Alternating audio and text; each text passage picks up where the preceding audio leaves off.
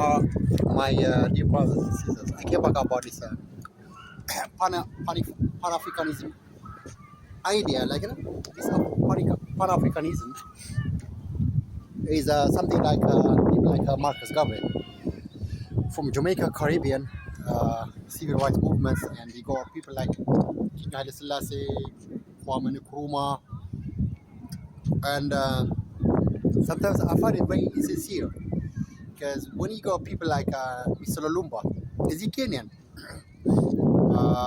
So Mr. Nkrumah name and all his Pan-Africanisms. People is comes so many times. So the thing is like the Egyptians and are very smart power game players. So they wanted upper hand control, influence over Nile. Okay, so they were using these African leaders like people like Nkrumah. Okay? Mr. Nkrumah's wife was an Egyptian white Christian lady, very beautiful lady. Okay? So if I am an Eritrean, I want to make my Eritrean kids more powerful. Why do is I marry beautiful Egyptian Christian Copt woman, man. Jinnah, isn't it? Lovely. From Alexandria or from Cairo. Okay, so what happens is like if I marry Christian Coptic kind of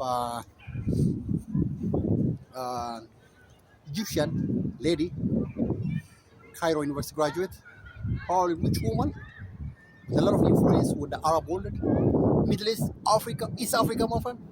So that means I make it, my friend. I become the head of the EU or Pan-African head chief executive. That's what I'm gonna do with Lalumba.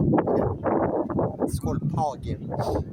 So Egyptians are very smart people. My friend. So Mr. Nkrumah has got very beautiful kids from this Egyptian lady. Okay, now if you tell me, okay, because I find it's very insincere. Sometimes, like we cannot say any bad things, like but obviously everyone has got their own choice. So if I am going to be very famous, okay, Africanist, I'm going to marry a beautiful Arab, Egyptian, Christian Copt. That's called power.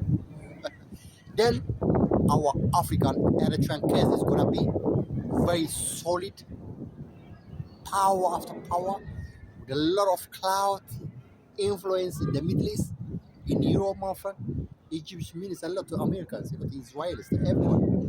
So that means our case is gonna be really amazing, Mr. Lalumba.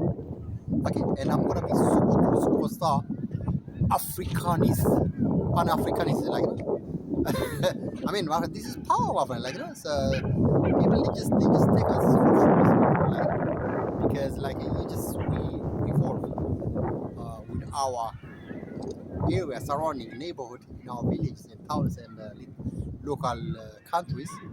They just take us for fools, my friend. They think like we just really stupid, you know.